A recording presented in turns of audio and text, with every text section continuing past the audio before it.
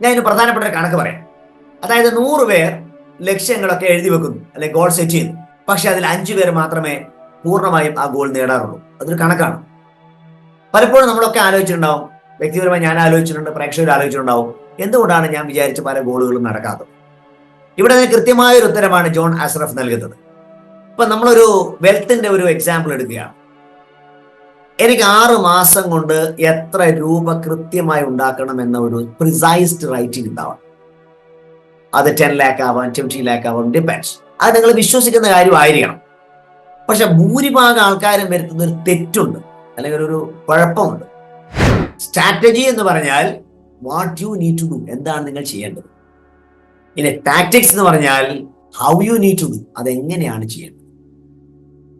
ഇനി എന്താണ് അതിന്റെ പ്രോസസ് എന്ന് ചോദിച്ചാൽ അത് സിസ്റ്റമാറ്റിക് ആയിട്ട് ഓവർ ആൻഡ് ഓവർ അഗെയിൻ എല്ലാ ദിവസവും ചെയ്യുന്നതിനെയാണ്, റിപ്പീറ്റ് ആയിട്ട് ചെയ്യുന്നതിനെയാണ് നമ്മൾ ഈ പറയുന്ന പ്രോസസ് എന്ന് പറയുന്നത്.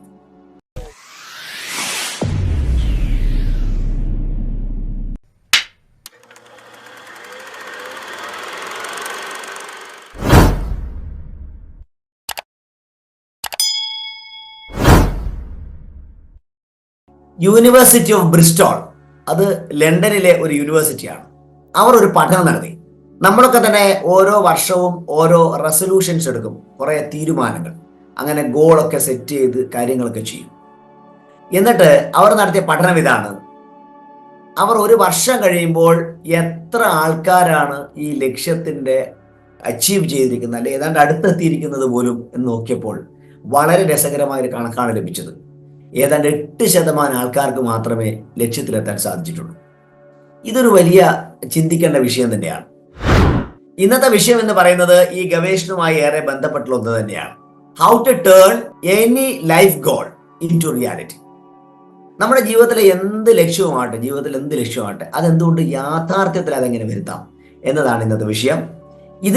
ഈ വിഷയത്തിന്റെ ഗവേഷണത്തിന് ഞങ്ങളെ പ്രചോദനമാക്കിയത് ജോൺ ആസ്റഫ് എന്ന് പറയുന്ന കനേഡിയൻ ന്യൂറോ സയന്റിസ്റ്റിന്റെ നിരീക്ഷണങ്ങളാണ്. ഏതാണ്ട് 10-30 വർഷത്തോളമാണ് അദ്ദേഹം ഈ ഗോൾ സെറ്റിങ്ങുമായി ബന്ധപ്പെട്ട കാര്യത്തിൽ അതിന്റെ ന്യൂറോ സയൻസ് ഒക്കെ റിസർച്ച് ചെയ്തുകൊണ്ടിരിക്കുന്നത്, ഇപ്പോഴും തുടരുന്നു. നമുക്ക് ജോൺ ആസ്റഫിനെ കുറിച്ച് കൂടുതൽ മനസ്സിലാക്കാം. ജോൺ ആസ്റഫ് ഒരു കനേഡിയനാണ്. അദ്ദേഹത്തെ അറിയപ്പെടുന്നത് ദ ബ്രെയിൻ വിസ്പറർ എന്നാണ്. ഇദ്ദേഹം ഇന്ന് ലോകത്തിലെ തന്നെ ഏറ്റവും പ്രസിദ്ധനായ ഒരു ഹൈ പെർഫോമൻസ് സക്സസ് കോച്ചാണ്. അത് റിസർച്ച് ചെയ്യുന്നത് ബിഹേവിയറൽ ആൻഡ് ന്യൂറോ സയൻസിലാണ്. അദ്ദേഹത്തിന്റെ പ്രസിദ്ധമായ പുസ്തകങ്ങൾ എന്ന് പറയുന്നത് the answer, having it all, inner size എന്നിവയാണ്. അദ്ദേഹത്തിന് ഈ പുസ്തകങ്ങളൊക്കെ തന്നെ 35ഓളം ഭാഷകളിൽ അത് ട്രാൻസ്ലേറ്റ് ചെയ്തിട്ടുണ്ട്. അതോടൊപ്പം അദ്ദേഹം ഒരു മൂവി ആർട്ടിസ്റ്റ് കൂടിയാണ്. അദ്ദേഹത്തിന്റെ പ്രസിദ്ധമായ അദ്ദേഹം അഭിനയിച്ച സിനിമകളുടെ പേര് the secret, quest for success, ഇവയിലൊക്കെ തന്നെ റിച്ചാർഡ് ബ്രാൻസന്റെയും ദലൈലാമയുടെയും കൂടെ അദ്ദേഹം അഭിനയിച്ചിട്ടുണ്ട്. അദ്ദേഹം ഒരു സീരിയൽ എന്റർപ്രണറാണ്. റിയൽ എസ്റ്റേറ്റ് ചെയ്യുന്നു, ഇന്റർനെറ്റ് സോഫ്റ്റ്വെയറിൽ ബിസിനസ് ചെയ്യുന്നു, ബ്രെയിൻ റിസർച്ചറാണ്, അതോടൊപ്പം തന്നെ ബിസിനസ് കൺസൾട്ടിങ്ങും ചെയ്യുന്നുണ്ട്. ഇദ്ദേഹത്തിന് 5ഓളം $multi-million കമ്പനികളുണ്ട്. അതിൽ ചിലതിൽ $4 billion റവന്യൂ ഒക്കെ ഉണ്ടാക്കിയ കമ്പനികളാണ്. ഇദ്ദേഹം myneurogym.com എന്ന കമ്പനിയുടെ CEO ആയിട്ടാണ് പ്രധാനമായി അറിയപ്പെടുന്നത്. ഇത്തരത്തിൽ ഗോൾ സെറ്റിങ്ങിനെ കുറിച്ച് തൻ്റെ ജീവിതം മുഴുവൻ റിസർച്ച് ചെയ്യാൻ ശ്രമിച്ചുകൊണ്ടിരിക്കുന്ന ജോൺ ആസ്റഫിന്റെ കുട്ടിക്കാലം വളരെ ദയനീയമായിരുന്നു. പൂർണ്ണമായി വിദ്യാഭ്യാസം ചെയ്യാൻ പോലും പറ്റാത്ത ഒരാളാണ് ഇത്തരത്തിലുള്ള വലിയ വിജയങ്ങൾ നേടിയെന്നത് അദ്ദേഹത്തിന്റെ ഗവേഷണത്തിന്റെ പ്രസക്തി വർദ്ധിപ്പിക്കുന്നു. നമുക്ക് ജോൺ ആസ്റഫിന്റെ കുട്ടിക്കാലത്തേക്കൊന്ന് കടന്നു നോക്കാം. അദ്ദേഹത്തിന്റെ ജീവിതത്തിന്റെ നാൾവഴികളിലൂടെ ഒന്ന് മനസ്സിലാക്കുമ്പോഴാണ് അദ്ദേഹത്തിന്റെ ചില നിരീക്ഷണങ്ങളുടെ പ്രസക്തി നമുക്ക് മനസ്സിലാവുന്നത്. അദ്ദേഹം ജനിച്ചത് ഇസ്രായേലിലായിരുന്നു. ഇസ്രായേലിലെ ഒരു കുടുംബത്തിലാണ് അദ്ദേഹം ജനിച്ചത്. പക്ഷെ അന്ന് നമുക്കറിയാം, അവിടെ ഇസ്രായേലിൽ അന്നും ഇതേപോലെ തന്നെ യുദ്ധങ്ങളും കാര്യങ്ങളൊക്കെ ഏറെയായിരുന്നു. അതുകൊണ്ട് ജോണിന്റെ അച്ഛൻ ഒരു തീരുമാനമെടുത്തു, നമുക്ക് ഇവിടുന്ന് മാറണം. അതിന് അവരെത്തിച്ചേർന്നത് കാനഡയിലെ മോൺട്രിയലിലായിരുന്നു. മോൺട്രിയലിൽ എത്താൻ കാരണം എന്താണെന്ന് വെച്ചാൽ ഫ്രഞ്ച് ഭാഷ മാത്രമേ ഇവർക്ക് അറിയൂ. അപ്പൊ ഫ്രഞ്ചുകാർ കൂടുതൽ സ്ഥലത്ത് പോകുന്നതായിരിക്കും നല്ലതെന്ന് തോന്നി അദ്ദേഹം അങ്ങോട്ടാണ് തന്റെ കുടുംബത്തെയും കൊണ്ടുപോയത്. അവിടെ എത്തിയപ്പോൾ ഇസ്രായേലില് ആ സമയത്ത് കിൻഡർ ഗാർട്ടനിൽ പഠിക്കുന്ന ഒരാളായിരുന്നു ജോൺ. അവിടുന്ന് നേരെ മോൺട്രിയലിൽ എത്തിയപ്പോൾ ഇവനെ അവിടെ സ്കൂളിൽ ചേർത്തു. പക്ഷെ വലിയ പ്രശ്നമായിരുന്നു, കാരണം ഇവന് ഇംഗ്ലീഷ് അറിയില്ല. സ്കൂളിൽ ഇംഗ്ലീഷാണ് മാധ്യമം, അതുകൊണ്ട് തന്നെ ഇവന് ഫ്രഞ്ച് മാത്രമേ അറിയൂ, ഇവനൊന്നും മനസ്സിലാവുന്നില്ല. അങ്ങനെ ക്രമേണ അറിയാലോ, ഒരു ഭാഷയൊക്കെ പഠിച്ചു വരുമെങ്കിലും ഈ ഇംഗ്ലീഷും കണക്കും അവന് കീറാമുട്ടിയായിരുന്നു. പൊതുവെ കുട്ടികൾക്കുള്ള പോലെ തന്നെ ഈ 2 വിഷയങ്ങളോട് അവന് വളരെ ഇഷ്ടമില്ല, അത് പഠിക്കാനൊന്നും തീരെ ഒരു താല്പര്യമില്ല, പറ്റുന്നില്ല. കെമിസ്ട്രി ഒക്കെ കുറച്ച് ഇഷ്ടമായിരുന്നു. ഇങ്ങനെ ഒരു സാഹചര്യത്തിൽ അവനിങ്ങനെ വളർന്നു വരികയായിരുന്നു. അപ്പോൾ ഇവന്റെ ജ്യേഷ്ഠൻ അതിനിടയിൽ ഒരു ടെന്നീസ് പ്ലെയർ ഒക്കെ ആയി മാറി, അത്യാവശ്യം ജീവിച്ചു പോകുന്നു. ഒരു 9ാം ക്ലാസ്സിലല്ലോ 9th ഗ്രേഡ് എത്തിയപ്പോഴാണ് നമ്മുടെ ജോണിന്റെ ജീവിതത്തിൽ മറ്റൊരു ടേണിംഗ് പോയിന്റ് ഉണ്ടാവുന്നത്. അതായത് സ്കൂളിലൊന്നും പഠനത്തിന്റെ വലിയ താല്പര്യമൊന്നും ഇല്ലാത്ത ഒരവസ്ഥയിലായിരുന്നു. അപ്പോൾ ഡ്രഗ്സ് വിൽക്കുന്ന കുറച്ച് ടീമിനെ പരിചയപ്പെട്ടു. സമൂഹത്തിന്റെ ഏറ്റവും വലിയ ക്രിമിനലായ കുറെ ആൾക്കാരായിട്ട് നല്ല ബന്ധമുണ്ടായി. അങ്ങനെ ഡ്രഗ്സുകൾ വിൽക്കാൻ തുടങ്ങി. പക്ഷെ കുറച്ച് കഴിയുമ്പോൾ ഇവന് ഭയം വരാൻ തുടങ്ങി, അത് പോലീസൊക്കെ പിടിച്ച വലിയ പ്രശ്നമാവും. പക്ഷെ ഇങ്ങനൊരു നാൾ വഴികളിലൂടെയും ജോണിന് കടന്നു പോകേണ്ടി വന്നിരുന്നു എന്ന കാര്യം ഞാനൊന്ന് ശ്രദ്ധയിൽപ്പെടുത്തിയെന്ന് മാത്രം. അച്ഛൻ ഒരു ക്യാബ് ഡ്രൈവർ ആയിരുന്നു, അമ്മയ്ക്ക് പ്രത്യേകം ജോലിയൊന്നുമില്ല. ഇങ്ങനെയാണ് വളരെ എന്താ പറയുക അരിഷ്ടിച്ച കുടുംബം ഇങ്ങനെ നീങ്ങിക്കൊണ്ടിരിക്കുകയായിരുന്നു. ആ അവസരത്തിൽ ജോണിന്റെ ജ്യേഷ്ഠൻ ഒരു ദിവസം വിളിച്ചിട്ട് പറഞ്ഞു, നിന്നെ ഞാൻ ഒരാളെ പരിചയപ്പെടുത്താം. അദ്ദേഹത്തിന്റെ പേര് അലൻ ബ്രൗൺ എന്നായിരുന്നു. അദ്ദേഹം കനഡയിലൊക്കെയുള്ള വലിയ റിയൽ എസ്റ്റേറ്റ് ചെയ്യുന്ന ഒരാളായിരുന്നു. അതോടൊപ്പം തന്നെ ട്രെയിനറും മെന്ററും ഒക്കെ ആയിരുന്നു. ഈ അലൻ ബ്രൗൺ ഇദ്ദേഹത്തിനെ ഒരു ലഞ്ചിനാണ് ക്ഷണിച്ചത്. ജോൺ അവിടെ എത്തുന്നു, ലഞ്ചിന് എത്തുന്നു. എത്തിയ ഉടനെ ലഞ്ചൊക്കെ കഴിച്ചു. അതിനുശേഷം ഒരു ക്വസ്റ്റ്യനെയർ, ഒരു ചോദ്യാവലി കൊടുത്തു. ആ ചോദ്യാവലിയിൽ വളരെ രസകരമായ ചോദ്യങ്ങളായിരുന്നു. എന്താണ് നിന്റെ ലക്ഷ്യം, ജീവിതത്തിന്റെ ലക്ഷ്യം എന്താണ്, എപ്പോഴാണ് നിനക്ക് ഒരു വരുമാനം, എത്രയാണ് വരുമാനം മാസം ഉണ്ടാവേണ്ടത്, നീ എപ്പോഴാണ് റിട്ടയർ ചെയ്യാൻ ഉദ്ദേശിക്കുന്നത്, തുടങ്ങിയ ചോദ്യങ്ങൾ. ഇതൊന്നും തന്നെ ജോൺ അത്ര ആലോചിച്ച ചോദ്യങ്ങളായിരുന്നില്ല. പക്ഷെ ഇങ്ങനെയുള്ള ഒരു കുറെ ചോദ്യങ്ങൾ പൂരിപ്പിക്കാൻ വേണ്ടി അലൻ ബ്രൗൺ തന്റെ ചോദ്യാവലികളെല്ലാം കൊടുത്തിട്ട് ഉത്തരം പൂരിപ്പിച്ച് തരുന്ന സമയത്ത് മറ്റൊരു ചോദ്യം ചോദിച്ചു. ഈ ഗോൾ, നിങ്ങൾ തന്ന ലക്ഷ്യങ്ങളൊക്കെ നേടാൻ are you interested or are you committed? അപ്പോഴാണ് ജോൺ പറഞ്ഞത്, സാറേ എനിക്കതിന്റെ വ്യത്യാസം മനസ്സിലായിട്ടില്ല, ഈ ഇൻട്രസ്റ്റഡും കമ്മിറ്റഡും ഒന്നും അർത്ഥം അല്ല, വ്യത്യാസം എനിക്ക് മനസ്സിലായിട്ടില്ല. അപ്പൊ അദ്ദേഹം വിശദീകരിച്ചു കൊടുക്കുകയാണ് എന്താണ് ഇൻട്രസ്റ്റഡ് ആയ ഒരാളും ഒരു കമ്മിറ്റഡ് ആയ ആൾക്കാരും തമ്മിലുള്ള വ്യത്യാസം. ഇത് നമ്മൾ പ്രേക്ഷകർ മനസ്സിലാക്കേണ്ട ഒരു കാര്യമായതുകൊണ്ട് ഞാനൊന്ന് വിശദീകരിക്കുകയാണ്. ഇൻട്രസ്റ്റഡ് എന്ന് പറയുമ്പോൾ, അല്ലെങ്കിൽ interested people do what is easy and convenient. വളരെ എളുപ്പമുള്ളതും അതോടൊപ്പം തന്നെ കൺവീനിയന്റ് ആയ കാര്യങ്ങൾ, നമുക്ക് പറ്റുന്ന കാര്യം മാത്രമേ ഈ ഇൻട്രസ്റ്റഡ് പീപ്പിൾ ചെയ്യൂ. അവർക്ക് അതിന് ചിലപ്പോൾ അതിൽ നിന്ന് മാറി നിൽക്കാൻ വേണ്ടിയിട്ടുള്ള കാരണങ്ങൾ ഉണ്ടാവും, എക്സ്ക്യൂസസ് ഉണ്ടാവും, അതേപോലെ തന്നെ അതിന് പറ്റിയ കഥകൾ അവർ മെനയുന്നുണ്ടാവും. ഇതൊക്കെ കണ്ട് തന്നെ അവരുടെ മൈൻഡ് സെറ്റ് ആ ലെവലിലായിരിക്കും, ഒരു വലിയ നിലയിലേക്കൊന്നും വരില്ല. അതാണ് ഇൻട്രസ്റ്റഡ് പീപ്പിൾ. ഇനി കമ്മിറ്റഡ് പീപ്പിൾ എന്താണ് വ്യത്യാസം? ഈ ഇൻട്രസ്റ്റഡ് പീപ്പിൾ ആയിട്ടുള്ള വ്യത്യാസമാണ് ഇനി പറയാൻ പോകുന്നത്. എന്താണ് കമ്മിറ്റഡ് പീപ്പിൾ ചെയ്യുന്നത്? അവർ upgrade their identity to match the destiny they want. അവർക്ക് വേണ്ടുന്ന ലക്ഷ്യത്തെ കുറിച്ച്, അല്ലെങ്കിൽ അവരൊന്ന് പ്ലാൻ ചെയ്തിരിക്കുന്ന ലക്ഷ്യത്തിൽ എത്താൻ വേണ്ടിയിട്ടുള്ള വ്യക്തിത്വത്തിന് ആവശ്യമായ എല്ലാ വികസനത്തിന് വേണ്ടിയും അവർ അപ്ഗ്രേഡ് ചെയ്തുകൊണ്ടിരിക്കും. ആ വ്യക്തിത്വ വികസനത്തിന് അവരെല്ലാം ശ്രമിച്ചുകൊണ്ടിരിക്കും. അതോടൊപ്പം തന്നെ അവരുടെ വിശ്വാസം, ബിലീഫ്, അവരുടെ ഹാബിറ്റ്, അവരുടെ ശീലങ്ങൾ, അതേപോലെ അവരുടെ സ്കില്ലുകൾ, അവരുടെ കഴിവുകൾ, ഇതൊക്കെ തന്നെ അപ്ഗ്രേഡ് ചെയ്യാൻ വേണ്ടി ശ്രമിക്കും. അവരുടെ ലക്ഷ്യത്തിന് മാച്ച് ചെയ്യുന്ന വിധത്തിൽ അവരതിനെ വളർത്താൻ ശ്രമിക്കും. ഇതാണ് ഈ ഇൻട്രസ്റ്റഡ് ആയ ആൾക്കാരും അതോടൊപ്പം തന്നെ കമ്മിറ്റഡ് ആയ ആൾക്കാരും തമ്മിലുള്ള വ്യത്യാസം എന്ന് അലൻ വളരെ വിശദമായിട്ട് ജോണിനെ പറഞ്ഞു. ഇനി ചോദിച്ചു, എന്താണ് നീ ഉദ്ദേശിക്കുന്നത്? അപ്പൊ അദ്ദേഹം പറഞ്ഞു, വേറെ ഒന്നും ആലോചിക്കേണ്ട, ഐ എം കമ്മിറ്റഡ്. ഞാൻ ഇൻട്രസ്റ്റഡ് അല്ല, ഐ എം കമ്മിറ്റഡ്. ഈ ഉത്തരമാണ് അലനെ ഏറെ സന്തോഷിപ്പിച്ചത്. അപ്പോ അലൻ പറഞ്ഞു, നീ നിന്റെ മൈൻഡ് സെറ്റ് മാറ്റണം, അതോടൊപ്പം തന്നെ സ്കില്ലുകൾ നന്നായി ഇംപ്രൂവ് ചെയ്യണം, അതോടൊപ്പം നിന്റെ ആക്ഷൻ, പ്രവർത്തനങ്ങളിൽ ഏറെ മാറ്റം വരുത്തേണ്ടിയിരിക്കുന്നു. അങ്ങനെ ഒരു മനുഷ്യൻ, വൺ മാൻ, വൺ ക്വസ്റ്റ്യൻ, ഒരു ചോദ്യം, വൺ ആൻസർ, ഒരു ഉത്തരം. ഇത് വളരെ, ഈ 3 കാര്യങ്ങൾ ആലോചിച്ചു കഴിഞ്ഞാൽ മനസ്സിലാവും, ഒരു വലിയ മാറ്റമാണ് ജോണിന്റെ ജീവിതത്തിൽ ഉണ്ടാക്കിയത്. ഈ ജോണിന്റെ ഹിസ്റ്ററി ഞാൻ പറയാൻ കാരണം, എങ്കിലേ ഇനി തുടർന്നുള്ള ജോണിന്റെ നിരീക്ഷണങ്ങളുടെ പ്രസക്തി നമുക്ക് മനസ്സിലാവും. ഞാൻ ഇതിന് പ്രധാനപ്പെട്ട ഒരു കണക്ക് പറയാം. അതായത് 100 പേർ ലക്ഷ്യങ്ങളൊക്കെ എഴുതി വെക്കുന്നു, അല്ലെങ്കിൽ ഗോൾ സെറ്റ് ചെയ്യുന്നു. പക്ഷെ അതിൽ 5 പേർ മാത്രമേ പൂർണ്ണമായും ആ ഗോൾ നേടാറുള്ളൂ. അതൊരു കണക്കാണ്.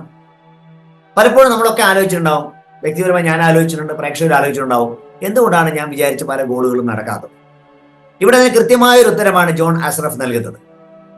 അദ്ദേഹം പറയുന്നത്, ഈ ഗോൾ എഴുതുന്നതിലല്ല കാര്യം, അല്ല അത് ലക്ഷ്യം വെക്കുന്നത് ഓക്കെ, പക്ഷേ അവിടെയുള്ള ബാക്കപ്പ്, ആ പ്രോസസ്സിനാണ് പ്രാധാന്യം.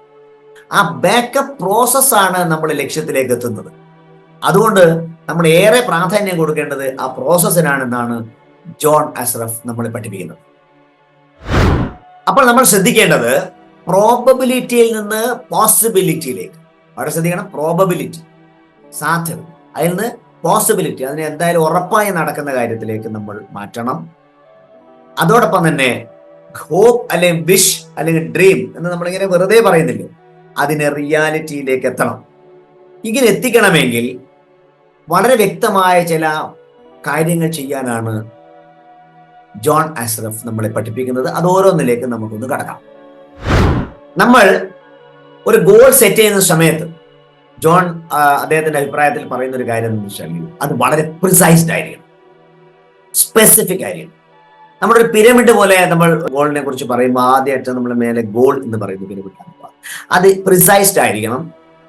അതെങ്ങനെയെന്ന് ചോദിച്ചാൽ അത് ഏത് ഏരിയയിലും ആവാം. ഒന്ന് ഹെൽത്ത്, ഒന്ന് വെൽത്ത്, ഒന്ന് സ്പിരിച്വൽ, ഒന്ന് ബിസിനസ് അല്ലെങ്കിൽ കരിയർ, മറ്റൊന്ന് റിലേഷൻഷിപ്പ്, ഇങ്ങനെ ഏത് മേഖലയിലും ആവാം. പക്ഷെ അത് പ്രിസൈസ്ഡ് ആവണമെങ്കിൽ ഉദാഹരണം പറയാം. ഇപ്പൊ നമ്മളൊരു വെൽത്തിന്റെ ഒരു എക്സാമ്പിൾ എടുക്കുകയാണ്. എനിക്ക് 6 മാസം കൊണ്ട് എത്ര രൂപ കൃത്യമായി ഉണ്ടാക്കണം എന്ന ഒരു പ്രിസൈസ്ഡ് റൈറ്റിംഗ് ഉണ്ടാവാം. അത് 10 lakh ആവാം, 20 lakh ആവാം, ഡിപ്പെൻഡ്സ്. അത് നിങ്ങൾ വിശ്വസിക്കുന്ന കാര്യമായിരിക്കണം.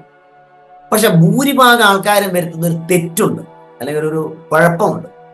എന്താന്ന് വെച്ചാൽ അവര് പ്രസന്റ് ആയിട്ടുള്ള അവരുടെ ഒരു പൊസിഷൻ ഉണ്ടാവുമല്ലോ, അതിന്റെ മാനദണ്ഡം വെച്ചുകൊണ്ടായിരിക്കും ഗോൾ സെറ്റ് ചെയ്യുക. അപ്പോൾ അത്തരത്തിലുള്ള റിസൾട്ട് മാത്രമേ കിട്ടൂ, നിങ്ങൾക്ക് വലിയ അത്ഭുതമൊന്നും ഉണ്ടാവില്ല. നേരെ മറിച്ച് നമ്മൾ കുറച്ചും കൂടെ ഉയർന്ന തരത്തിലുള്ള ഗോൾ ആയിരിക്കണം സെറ്റ് ചെയ്യേണ്ടത്. അത് നമുക്കൊരു ഭയം ഉണ്ടാക്കണം ശരിക്കും. ഇപ്പോൾ ഉദാഹരണത്തിന് 1 ലക്ഷം രൂപ മാസം കിട്ടുന്ന ഒരാൾക്ക് ഒരു 4 ലക്ഷം രൂപയുടെ മന്ത്ലി ഇൻകം സോഴ്സ് ഉണ്ടാക്കണം എന്നുണ്ടെങ്കിൽ അത് അദ്ദേഹത്തിന് ചെറിയൊരു കൊളുത്തുണ്ടാക്കും, അല്ലെങ്കിൽ ഇപ്പോൾ ചെറിയൊരു സ്കെയറി ആയിരിക്കും മനസ്സിൽ. അങ്ങനെ ഒരു ഭയം ഉണ്ടാവണം, എങ്കിൽ മാത്രമേ നമ്മൾ ആ ഗോളിലേക്ക് എത്തൂ എന്നാണ് നമ്മുടെ പ്രിയപ്പെട്ട ജോൺ പറയുന്നത്. അപ്പൊ സ്റ്റെപ്പ് നമ്പർ 1 നമ്മൾ പഠിച്ചു, ഗോൾ എന്താണ് എന്ന് നമ്മൾ ഫിക്സ് ചെയ്യുന്നു. ഇനി സ്റ്റെപ്പ് നമ്പർ 2ലേക്കാണ് പോകുന്നത്. അത് മറ്റൊന്നുമല്ല, അതിന് പറ്റിയ സ്ട്രാറ്റജി, ടാക്ടിക്സ് ആൻഡ് പ്രോസസ്, വേണമെങ്കിൽ ASTP എന്ന് ഓർമ്മിക്കാം. എന്താണ് സ്ട്രാറ്റജി? അദ്ദേഹം ചെയ്യുന്ന സ്ട്രാറ്റജി, അത് റിയൽ എസ്റ്റേറ്റ് ചെയ്യുന്ന ഒരാളായതുകൊണ്ട് ഡെയിലി 100 പേരെ അദ്ദേഹം വിളിക്കുന്നു. അതാണ് അദ്ദേഹത്തിന്റെ സ്ട്രാറ്റജി. അതിന്റെ ടാക്ടിക്സ് എന്താണെന്ന് വെച്ചാൽ, അങ്ങനെ വിളിക്കുന്നവരിൽ റെസ്പോണ്ട് ചെയ്യുന്നവർക്ക് ഒരു ഫ്രീ ഹോം അസസ്മെന്റ് അദ്ദേഹം വാഗ്ദാനം ചെയ്യുന്നു. ഇങ്ങനെ 2 കാര്യങ്ങൾ ചെയ്താൽ അവർക്ക് ഒരു പറ്റിയ പ്രോസ്പെക്റ്റിനൊക്കെ ലഭിക്കും. അതായത് അത് വാങ്ങാൻ കപ്പാസിറ്റി ഉള്ള ആൾക്കാരെ കിട്ടും. പക്ഷെ അവരിൽ തന്നെ പലരും പല ഇത്തരത്തിലുള്ള റിയൽ എസ്റ്റേറ്റ് ഏജൻസിനെ ബന്ധപ്പെടുന്നവരായിരിക്കും. അതുകൊണ്ട് നമുക്ക് പറ്റിയ ആൾക്കാരെ അദ്ദേഹം ഫിൽറ്റർ ചെയ്തെടുക്കും. അതിനെയാണ് പ്രോസസ് എന്ന് പറയുന്നത്. ഇങ്ങനെ സ്ട്രാറ്റജിയും ടാക്ടിക്സും പ്രോസസ്സും വളരെ പ്രധാനപ്പെട്ട 2ാമത്തെ സ്റ്റെപ്പാണ്. ഇത് അദ്ദേഹത്തിന്റെ ഉദാഹരണത്തിന് പറഞ്ഞതാണ്, നമുക്ക് നമ്മുടേതായ ഉദാഹരണമായിട്ട് ഇത് മാറ്റാം. എന്നിട്ട് എങ്കിലും ഈ 3 കാര്യങ്ങൾ അതിൽ ഉണ്ടാവണം. ഒരു സ്ട്രാറ്റജി വേണം, ഒരു ടാക്ടിക്സ് വേണം, ഒരു പ്രോസസ് വേണം. അതായത് നമ്മുടെ ഗോൾ അച്ചീവ് ചെയ്യാൻ പറ്റിയ സ്ട്രാറ്റജിയും ടാക്ടിക്സും പ്രോസസ്സും നമ്മൾ പിന്തുടരണം. ഞാൻ ഒന്നും കൂടെ പറയാം. സ്ട്രാറ്റജി എന്ന് പറഞ്ഞാൽ what you need to do, എന്താണ് നിങ്ങൾ ചെയ്യേണ്ടത്. ഇനി ടാക്ടിക്സ് എന്ന് പറഞ്ഞാൽ how you need to do, അതെങ്ങനെയാണ് ചെയ്യേണ്ടത്. ഇനി എന്താണ് അതിന്റെ പ്രോസസ് എന്ന് ചോദിച്ചാൽ, അത് സിസ്റ്റമാറ്റിക് ആയിട്ട് ഓവർ ആൻഡ് ഓവർ അഗെയിൻ എല്ലാ ദിവസവും ചെയ്യുന്നതിനെയാണ്, റിപ്പീറ്റ് ആയിട്ട് ചെയ്യുന്നതിനെയാണ് നമ്മൾ ഈ പറയുന്ന പ്രോസസ് എന്ന് പറയുന്നത്. അതായത് നമ്മളൊക്കെ വരുന്ന മറ്റൊരു മിസ്റ്റേക്ക് ഞാൻ പറയട്ടെ, അതിനിടെ സൂചിപ്പിക്കട്ടെ, അത് ഗോൾ എഴുതി വെക്കാറില്ല എന്നുള്ളതാണ്. എഴുതി വെക്കുമ്പോൾ മാത്രമേ നമുക്കത് ഏറ്റവും ഉള്ളിലേക്ക് എത്തൂ. പക്ഷെ പലരും അതിൽ ഒരു സീരിയസ്നെസ് കാണിക്കില്ല, ആ ഗോൾ എഴുതി വെക്കില്ല. അങ്ങനെ എഴുതുമ്പോൾ മാത്രമേ അത് ന്യൂറോളജിക്കലും ബയോളജിക്കലായിട്ട് നമ്മുടെ ബ്രെയിനിൽ എത്തുന്നു. ഇനി നമ്മൾ പറയാൻ പോകുന്നത് വളരെ പ്രധാനപ്പെട്ട മറ്റൊന്ന് ഹാബിറ്റുകളെ കുറിച്ചാണ്. നമുക്ക് സ്ഥിരമായി ചില ഹാബിറ്റുകൾ ഉണ്ടാവും. ഇപ്പോൾ ഉദാഹരണത്തിന് രാവിലെ എഴുന്നേറ്റ് അവിടെ ഒരു കോഫി കഴിക്കുന്നു, അല്ലെങ്കിൽ എഴുന്നേറ്റുകൊണ്ട് തന്നെ മൊബൈൽ ഫോണിൽ വല്ല മെയിൽ വന്നിട്ടുണ്ടോ, അല്ലെങ്കിൽ വാട്സപ്പ് വന്നിട്ടുണ്ടോ, ഇങ്ങനെയുള്ള ഒരു ശീലം നമുക്കുണ്ടാവും. പക്ഷെ നമ്മുടെ വലിയ ലക്ഷ്യം, ഒരു ഗോൾ സെറ്റ് ചെയ്ത ഒരാള് അവരുടെ ഹാബിറ്റ് നിലവിലുള്ളത് മാറ്റിയേ പറ്റൂ. ആ ലക്ഷ്യത്തിലെത്താവുന്ന ആക്ഷൻ പ്ലാനിലേക്ക് നമ്മൾ നേരത്തെ STP എന്നിവയെ കുറിച്ചൊക്കെ പറഞ്ഞല്ലോ, അതൊക്കെ ചെയ്തുകൊണ്ട് പുതിയൊരു ഹാബിറ്റ് ഉണ്ടാക്കണം. നമുക്കറിയുന്ന പോലെ 21 ദിവസം 66 ദിവസമൊക്കെ വേണ്ടി വരും അത്. അങ്ങനെ ഒരു ഹാബിറ്റ് ലൂപ്പ് ഒന്ന് നമ്മൾ മാറ്റിയിട്ട് നമുക്ക് ആവശ്യമായ ലക്ഷ്യത്തിലെത്തുന്ന ഹാബിറ്റുകളിലേക്ക് മാറേണ്ടതുണ്ട് എന്ന കാര്യം കൂടി നമ്മൾ മനസ്സിലാക്കണം. അതായത് നമ്മൾ എക്സിസ്റ്റ് ചെയ്യുന്ന ഹാബിറ്റ് കൊണ്ട് നമ്മൾ ഉദ്ദേശിക്കുന്ന റിസൾട്ട് അല്ലെങ്കിൽ ഗോളിലേക്ക് എത്താൻ പറ്റില്ല. അതിന് വേണ്ടുന്ന ഒരു മാറ്റം നമ്മളിൽ ഉണ്ടാവുന്ന തരത്തിൽ ഹാബിറ്റുകൾ മാറ്റിയേ പറ്റൂ എന്ന് വളരെ വിശദമായിട്ട് ജോൺ നമ്മളോട് പഠിപ്പിക്കുന്നുണ്ട്. അതെല്ലാവരും പ്രാവർത്തികമാക്കുകയാണ് വേണ്ടത്. ഇവിടെ വളരെ പ്രധാനപ്പെട്ട ഒരു കാര്യം, നമ്മുടെ ഹാബിറ്റ് ഒക്കെ പറഞ്ഞപ്പോൾ മനസ്സിലായത് ബിഹേവിയറുമായിട്ട് ഇതിന്റെ വലിയ ബന്ധമുണ്ട്. നമ്മുടെ പെരുമാറ്റം അല്ല ബിഹേവിയർ എന്ന് പറയുന്നത് നമ്മുടെ ഗോളിന് കണക്കായത് മാത്രമായിരിക്കണം. അത് ഓരോ ദിവസവും ഡെയിലി ഡേ ടു ഡേ നമ്മുടെ ബിഹേവിയറിൽ നമ്മൾ ഇമ്പ്രൂവ്മെന്റ് വരുത്തണം.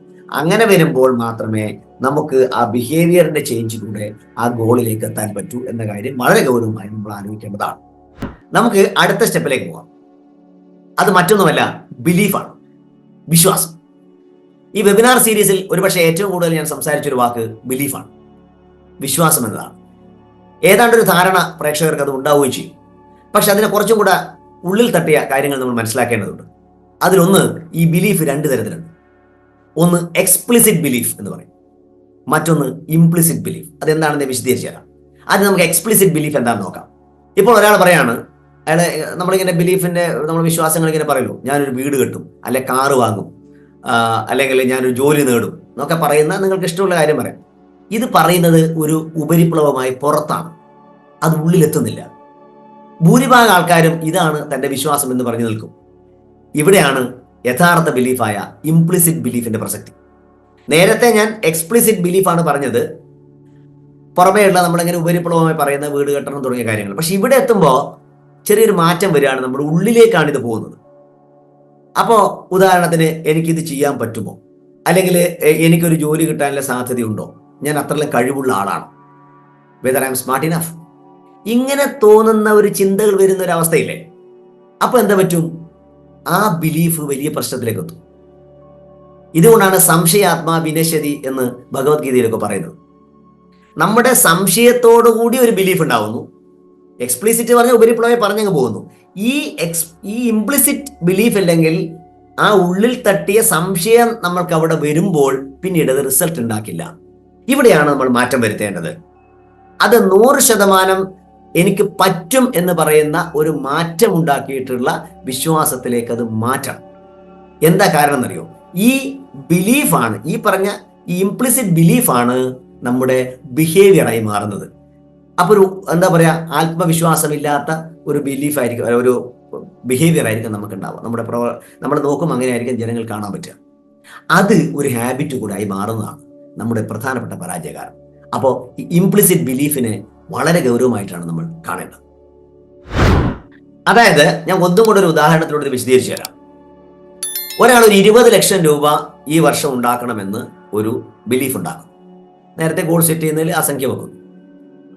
പക്ഷെ അയാളുടെ വിശ്വാസം എന്താണെന്നറിയോ, എനിക്ക് അത്രയൊന്നും ആവും തോന്നില്ല, ഒരു 10 ലക്ഷം മാക്സിമം, കാരണം എൻ്റെ കഴിവ് എനിക്കറിയാലോ തുടങ്ങിയ ചില ചിന്തകളാണ് അയാൾ കടന്നു പോകുന്ന വെച്ചു. അങ്ങനെ വരുമ്പോൾ എന്താ സംഭവിക്കുക, ഈ നേരത്തെ 20 ലക്ഷം എന്ന് പറഞ്ഞിരിക്കുന്ന വിശ്വാസത്തെ ഇയാളുടെ ഇംപ്ലിസിറ്റ് ബിലീഫ് എന്താണ്, 10 ലക്ഷം ആവും എന്നുള്ളതാണ്. അത് രണ്ടും കൂടെ ഒരു വലിയ ഡിഫറൻസ് ഉണ്ടാവുന്നു. അത് ന്യൂട്രലൈസ് ആവുന്നു. അയാൾ ഒരിക്കലും ലക്ഷ്യത്തിലെത്തില്ല. ഈവൻ ചിലപ്പോൾ 10 ലക്ഷം പോലും എത്തില്ല. കാരണം ഇങ്ങനെ ഒരു പ്രശ്നമുണ്ട്, എന്താണോ 100% ആയിട്ടുള്ള ബിലീഫ് അത് മാത്രമേ അവിടെ റിയാലിറ്റി ആയിട്ട് വരൂ. ഇദ്ദേഹത്തിന് അത് വരില്ല, കാരണം അവിടെ ആ കോൺട്രഡിക്ഷൻ വന്നു. അതാണ് ശ്രദ്ധിക്കാൻ വേണ്ടി ഞാൻ പറയുന്നത്. ഇനി നമ്മൾ മനസ്സിലാക്കേണ്ട ഒരു കാര്യമുണ്ട്, ഈ ബിലീഫ് എങ്ങനെയാണ് ഉണ്ടാവുന്നത്. നമ്മൾ ആലോചിച്ചാൽ മനസ്സിലാവുന്ന ഒരു കാര്യമുണ്ട്. നമ്മൾക്ക് കുട്ടിക്കാലത്ത് രക്ഷിതാക്കളിൽ നിന്ന്, സ്കൂളിലെത്തും അധ്യാപകരിൽ നിന്ന്, മറ്റു സുഹൃത്തുക്കളിൽ നിന്ന്, പിന്നെ നമ്മുടെ വായിച്ചറിയുന്ന ലോകത്ത് നിന്ന്, ഇപ്പോഴാണെങ്കിൽ സോഷ്യൽ മീഡിയയിൽ നിന്നൊക്കെ നമുക്ക് കിട്ടുന്ന ഇൻഫർമേഷൻസ് അല്ലെങ്കിൽ അറിവുകളാണ് നമ്മുടെ ബിലീഫായിട്ട് മാറുന്നത്. ഇവിടെ കാതലായ ഒരു പ്രശ്നം എന്താണ്, ഈ അറിവുകൾ ശരിയല്ലെങ്കിൽ നിങ്ങളുടെ ബിലീഫും ശരിയാവില്ല. എനിക്ക് അത്രേ പറ്റൂ, ഒരു സാധാരണക്കാരൻ എന്ന എനിക്ക് അത്രേ പറ്റൂ എന്നൊരു വിശ്വാസമാണ് എൻ്റെ രക്ഷിതാക്കളിൽ ഉണ്ടാക്കിയിട്ടില്ലെങ്കിൽ എനിക്കൊരു വലിയ സമ്പന്നാവാൻ പറ്റില്ല. പലർക്കും പറ്റുന്നൊരു പ്രശ്നം ഇതാണ്, നിങ്ങൾക്ക് ഇപ്പോൾ കിട്ടിയ ഇൻഫർമേഷനാണ് നിങ്ങളുടെ ഇപ്പോഴത്തെ ബിലീഫ്. അത് ശരിയാവണമെന്നില്ല. അത് മാറ്റി നമുക്ക് പുതിയൊരു ബിലീഫിനെ ക്രിയേറ്റ് ചെയ്യാൻ പറ്റും എന്നൊരു കാര്യം മനസ്സിലാക്കാനാണ് ഇത് എങ്ങനെയാണ് നമ്മളിൽ ഈ ബിലീഫ് ക്രിയേറ്റ് ചെയ്യപ്പെടുന്നത് എന്ന് വിശദമായിട്ട് പറഞ്ഞത്. ഇനി ഇവിടെ നമ്മൾ ചെയ്യേണ്ട ഒരു കാര്യത്തെ കുറിച്ച് പറയാം. എല്ലാവർക്കും അത് ചെയ്യാവുന്ന ഒരു കാര്യമാണ്. നമ്മൾ ചെറിയ ഗോളുകൾ ആദ്യം ഒന്ന് എഴുതി വെക്കുക, വളരെ ചെറുത്. എന്നിട്ട് ഓരോ ദിവസം ആവട്ടെ, ഡെയിലി ഓരോ ചെറിയ ചെറിയ ഗോൾ എഴുതുന്നു. അത് നിങ്ങൾ അച്ചീവ് ചെയ്യുന്നു. അത് അച്ചീവ് ചെയ്യുന്ന സമയത്ത് നമ്മുടെ ബ്രെയിൻ ഒരു വിൻ റെസ്പോൺസ് സിസ്റ്റം വർക്ക് ചെയ്യും, വിജയിക്കുന്ന ഒരു റെസ്പോൺസ് സിസ്റ്റം. അപ്പൊ എന്താ ചെയ്യേണ്ടത്? ആ എഴുതി വെക്കുന്ന അത് എപ്പോഴും എഴുതി വെക്കണം എന്ന് പറഞ്ഞു. ആ എഴുതി വെച്ചിട്ട് അത് തന്നെ നിങ്ങൾ അച്ചീവ് ചെയ്യുന്നതായിട്ടുള്ള വിഷ്വലൈസേഷൻ സ്ഥിരമായി ചെയ്യുക. അങ്ങനെ ചെയ്യുന്ന സമയത്ത് നിങ്ങൾക്ക് അത് അച്ചീവ് ചെയ്യാൻ സാധിക്കും. അങ്ങനെ ഒന്ന് അച്ചീവ് ചെയ്യുമ്പോൾ അടുത്തൊരു ചെയിൻ ഓഫ് റിയാക്ഷൻ പോലെ അടുത്ത അച്ചീവ്മെന്റ് ആണ്. കാരണം നമ്മുടെ മനസ്സിൽ ഒരു പഴയ ഇംപ്ലിസിറ്റ്, ഞാൻ നേരത്തെ പറഞ്ഞ ബിലീഫ് ഉണ്ടല്ലോ, ഒന്നും പറ്റില്ല എന്നുള്ളത്, അതിനെ മാറിക്കൊണ്ട് എനിക്ക് പറ്റും പറ്റും പറ്റും, ഞാനത് നേടി, ഇത് നേടി, അങ്ങനെ പറഞ്ഞുകൊണ്ടിരിക്കുന്ന സമയത്ത് ഓട്ടോമാറ്റിക്കലി ഈ ബിലീഫ് സിസ്റ്റം നമ്മുടെ റൈറ്റ് ട്രാക്കിലേക്ക് വരും. അതുകൊണ്ട് ഈ ചെറിയ ചെറിയ ഗോളുകൾ അച്ചീവ് ചെയ്യുന്ന ഒരു ശ്രമം ഇന്ന് തന്നെ തുടങ്ങാനാണ് എനിക്ക് നിങ്ങളോട് പറയാനുള്ളത്. അപ്പോൾ ഞാൻ വളരെ പ്രധാനപ്പെട്ട ഒരു കാര്യം നിങ്ങൾ ഓർപ്പിക്കുകയാണ്. ഈ നേരത്തെ പറഞ്ഞ ഓരോ ദിവസവും ഗോൾ എഴുതുകയും നേടുകയും ചെയ്യുന്ന ഒരു ശീലം, ഒരു വിൻ റെസ്പോൺസ് സിസ്റ്റം കൺസിസ്റ്റന്റ് ആയിട്ട് വേണം. അവിടെ കൺസിസ്റ്റൻസിക്ക് വലിയ പ്രാധാന്യമുണ്ട്. അങ്ങനെ ഈ നിങ്ങൾ സ്ഥിരമായി ഇത് ചെയ്ത് റിസൾട്ട് ഉണ്ടാക്കിക്കൊണ്ടിരിക്കുമ്പോൾ, അതായത് കൺസിസ്റ്റന്റ് ആയിട്ട് നിങ്ങൾ ചെയ്യുന്ന സമയത്ത് നിങ്ങൾ വലിയ ഗോളുകളിലേക്ക് എത്താൻ അവിടെയും കൺസിസ്റ്റന്റ് ആയിട്ട് വർക്ക് ചെയ്യാനുള്ള ഒരു പ്രചോദനം ഉണ്ടാവാൻ ഇത് സഹായിക്കും. അതുകൊണ്ട് കൺസിസ്റ്റൻസി മറക്കരുത്, അതായത് തുടർച്ച. അടുത്ത സ്റ്റെപ്പാണ് ഏറ്റവും പ്രധാനമായി എനിക്ക് തോന്നുന്നത്. Think your big why. നിങ്ങളുടെ ആ എന്തിനാണ് ഞാൻ എല്ലാം ചെയ്യുന്നില്ല അതിന്റെ വലിപ്പം, അത് വളരെ വളരെ പ്രധാനമാണ്. ഞാൻ ചില ഉദാഹരണങ്ങളിലൂടെ പറയാം. നമ്മളിവിടെ ജനിക്കുന്നു, ജീവിക്കുന്നു, മരിക്കുന്നു. ഇത് നോർമൽ, എല്ലാവർക്കും സംഭവിക്കുന്നു. എന്നാൽ ചില വ്യക്തികൾ മാസീവ് സക്സസ് നേടിയിട്ട് ഈ ലോകത്ത് നിന്ന് വിട്ടുപോകും. ഞാൻ ഉദാഹരണങ്ങളിലേക്ക് പോകുന്നില്ല, നിങ്ങളുടെ മനസ്സിൽ പലരുടെയും ചിത്രം കടന്നു പോയിട്ടുണ്ടാവും. എന്തുകൊണ്ട് നമുക്കങ്ങനെ ആയിക്കൂടാ? നമ്മളൊരു വലിയ വൈ എന്ന് പറഞ്ഞാൽ എന്തുകൊണ്ട്? ഇപ്പോൾ ഒരു ഉദാഹരണം പറഞ്ഞാൽ, ഞങ്ങൾ ഈ പ്രോഗ്രാം ചെയ്യുന്നത്, ടീം വി പോയിന്റ് ഈ പ്രോഗ്രാം ചെയ്യുന്നത് വലിയ ലക്ഷ്യത്തോടെയാണ്. 2030 1 ലക്ഷം വ്യക്തികളിലും അവരുടെ കുടുംബങ്ങളിലും ഹെൽത്ത്, എഡ്യൂക്കേഷൻ, എംപവർമെന്റ് മാറ്റമുണ്ടാക്കുക. ഇങ്ങനെയുള്ള ഒരു വൈ പാർട്ട് വലിയ സ്ട്രോങ് ആവുന്നത് കൊണ്ടാണ് എല്ലാ ആഴ്ചയും പുതിയ അറിവുകൾ നേടുകയും അത് പരമാവധി ജനങ്ങളിൽ എത്താൻ വേണ്ടിയുള്ള ഒരു പ്രചോദനം ഉൾക്കൊണ്ടുകൊണ്ട് നമ്മൾ പ്രവർത്തിക്കുകയും ചെയ്യുന്നത്. മണിക്കൂറുകളോളം അതിനു വേണ്ടി റിസർച്ചിനും ഇതിന്റെ റെക്കോർഡിങ്ങിനും ഒക്കെ എഡിറ്റിങ്ങിനും ഒക്കെ ഞങ്ങൾ ചെലവഴിക്കുന്നത് കൊണ്ടാണ്. അതിന്റെ കാരണം എന്ന് പറയുന്നത് ആ വൈ പാർട്ട് വളരെ സ്ട്രോങ് ആയതുകൊണ്ടാണ്. നമ്മൾക്ക് ഓരോ ആഴ്ചയും പുതുതായി പഠിക്കാനുള്ള ഒരു പ്രചോദനം നൽകുന്നത് ആ വൈ പാർട്ടാണ്. ഈ വൈ പാർട്ട് നമ്മുടെ ഹെൽത്തിലാവാം, നമ്മുടെ വെൽത്ത്, ധനത്തിലാവാം, നമ്മുടെ റിലേഷൻഷിപ്പിലാവാം, നമ്മുടെ കരിയറിലാവാം, നമ്മുടെ ചാരിറ്റിയിലാവാം, നമ്മുടെ സമൂഹത്തിൽ എന്ത് ചെയ്യുന്നു എന്നിലാവാം. ഇങ്ങനെയുള്ള ഏത് മേഖലകളിലും ഒരു ബിഗ് വൈ ഉണ്ടെങ്കിൽ മാത്രമേ നിങ്ങൾക്ക് വലിയ ലക്ഷ്യങ്ങൾ ഉണ്ടാക്കാൻ സാധിക്കൂ. നിങ്ങളുടെ ഗോൾ എന്നത് ചെറുതാവുന്നത്ര ഇത് കുറഞ്ഞാണ് വരിക. നിങ്ങൾ വലിയ ഗോളുകൾ ഉണ്ടാക്കുമ്പോൾ, വലിയ ലക്ഷ്യങ്ങൾ ഉണ്ടാക്കുമ്പോഴാണ് ഈ ബിഗ് വൈ അവിടെ വർക്ക് ചെയ്യുന്നത്. ആ ബിഗ് വൈ എന്ന് ലഭിക്കുന്നുവോ നിങ്ങളുടെ ജീവിതം മാറും. അത് ഉദാഹരണത്തിലൂടെ പറഞ്ഞു എന്ന് മാത്രം. ഇനി ഒരു കാര്യം കൂടെ എനിക്ക് പറയാനുണ്ട്. നമ്മൾ നേരത്തെ ഇംപ്ലിസിറ്റ് ബിലീഫിനെ കുറിച്ച് പറഞ്ഞു, അണ്ടർനീത്ത് ബിലീഫ് എന്നൊക്കെ പറയുന്നത്. അവിടെ കൂട്ടി വായിക്കേണ്ട ഒരു കാര്യമാണ് ഞാൻ പറയുന്നത്, നമ്മുടെ ലിമിറ്റിംഗ് ബിലീഫ്. എനിക്ക് തോന്നുന്നത് ഭൂരിപക്ഷം ആൾക്കാർക്കും, ഞാനടക്കം, എനിക്ക് തോന്നുന്നു ഭൂരിപക്ഷം പ്രേക്ഷകർക്കൊക്കെ വലിയ ലക്ഷ്യത്തിലെത്താൻ പറ്റാത്തതിനൊരു കാരണം ഈ ലിമിറ്റിംഗ് ബിലീഫാണ്. ഈ ലിമിറ്റിംഗ് ബിലീഫ് എങ്ങനെയാണ് നമ്മളിൽ ഉണ്ടാവുന്നത്? അത് നമ്മുടെ ഏതെങ്കിലും ഒരു സാഹചര്യത്തിൽ ഉണ്ടാകുന്ന ഒരു ഇൻഫർമേഷനാണ്. ഞാൻ നേരത്തെ സൂചിപ്പിച്ചതുപോലെ, ഉദാഹരണം, ഒരാൾക്ക് പബ്ലിക് സ്പീക്കിങ്ങിലാണ് ഭയങ്കര പേടിയെന്ന് വെച്ചു. അയാൾ എന്തുകൊണ്ട് അങ്ങനെ സംഭവിക്കുന്നത്?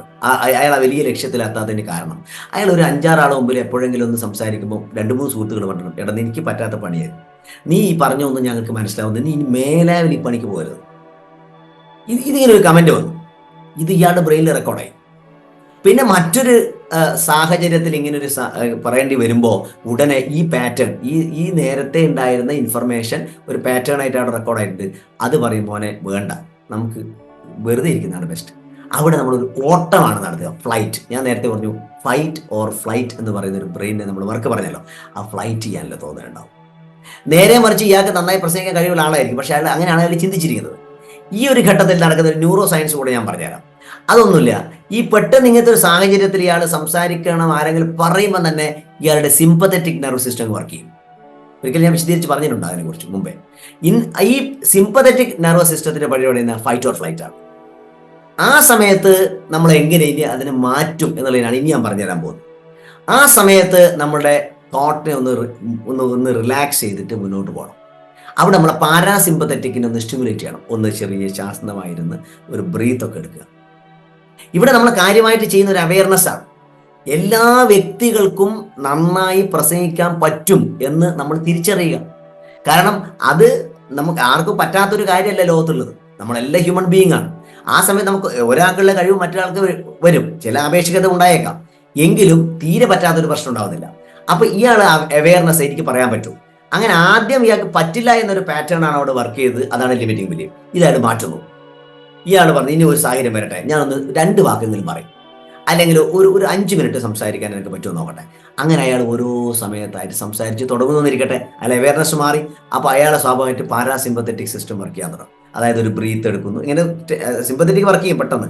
ഒരു പാരാസിമ്പത്തറ്റിക്കിൻ്റെ വർക്കിന് വേണ്ടി ഒന്ന് മെഡിറ്റേഷൻ അല്ലെങ്കിൽ മേ ബി ഒന്ന് റിലാക്സ് ചെയ്യുന്നു. ഒരു 5-6 ബ്രത്ത് നമ്മൾ ശ്വാസം ഒന്ന് എടുത്ത് അയാൾക്ക് സംസാരിക്കാൻ തുടങ്ങും. അങ്ങനെ ആ പാറ്റേൺ അങ്ങ് മാറ്റി വേണം. അപ്പം അങ്ങനെ ലിമിറ്റിംഗ് ബിലീഫ് അങ്ങ് പോയി, എനിക്ക് പറ്റും, ഐ ക്യാൻ ഡു എന്ന് ചിന്തിക്കുകയും നമ്മൾ നമ്മുടെ ലക്ഷ്യത്തിലെത്തുകയും ചെയ്യുന്നു. ഒരു ഉദാഹരണം വഴി ഇത് പറഞ്ഞു എന്ന് മാറും.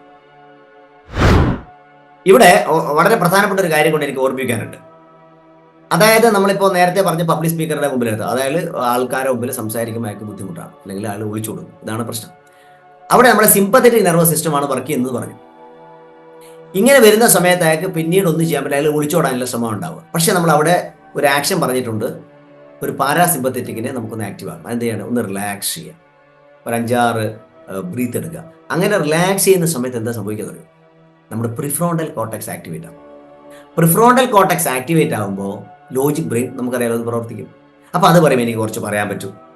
നേരത്തെ തീറ്റ പറ്റില്ല എന്ന് പറയുന്ന ബ്രെയിൻ പറയും നമുക്കത് ചെയ്യാം, നമുക്ക് കുറച്ചും കൂടെ നന്നായി ചെയ്യാം, ഈ ആൾക്കാരൊക്കെ ഒന്ന് വിചാരിച്ചാൽ എനിക്ക് വലിയ പ്രശ്നമൊന്നുമില്ല. അങ്ങനെ 1-2 കാര്യങ്ങൾ ഇയാൾ പറയുന്നു. അപ്പോൾ കുറച്ചും കൂടെ ആക്റ്റീവായി. പിന്നീട് അടുത്ത പ്രാവശ്യം വീണ്ടും കുറച്ചും കൂടെ പറയുന്നു. അപ്പോൾ പിന്നീട് ഈ പറയുന്ന രീതിയിലുള്ള ചിന്താ പദ്ധതി വരികയും അദ്ദേഹം നല്ലൊരു സ്പീക്കറായി മാറുകയും ചെയ്യും. ഇവിടെ ചെയ്യുന്ന ആ ഒരു ഷിഫ്റ്റിംഗ് ആണ് ഞാൻ പറഞ്ഞത്. അതൊന്നും കൂടെ ഉറപ്പിക്കാൻ വേണ്ടി അതിന് ശാസ്ത്രീയത ഒന്ന് വിശദീകരിച്ചു എന്ന് മാത്രം. അപ്പോൾ എന്താണ് നമ്മൾ ചെയ്യേണ്ടത്?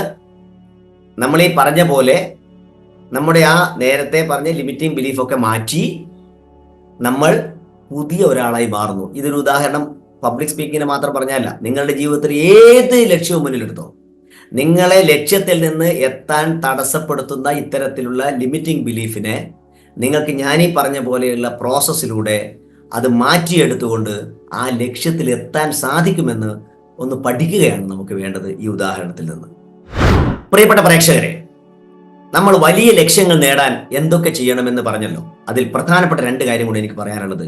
നിങ്ങൾക്ക് ഈ ലക്ഷ്യങ്ങൾ എത്താൻ, അത്തരത്തിലുള്ള ലക്ഷ്യങ്ങൾ നേടിയ ഒരു മെന്റർ ഉണ്ടാവുന്നത് ഏറെ നന്നായിരിക്കും.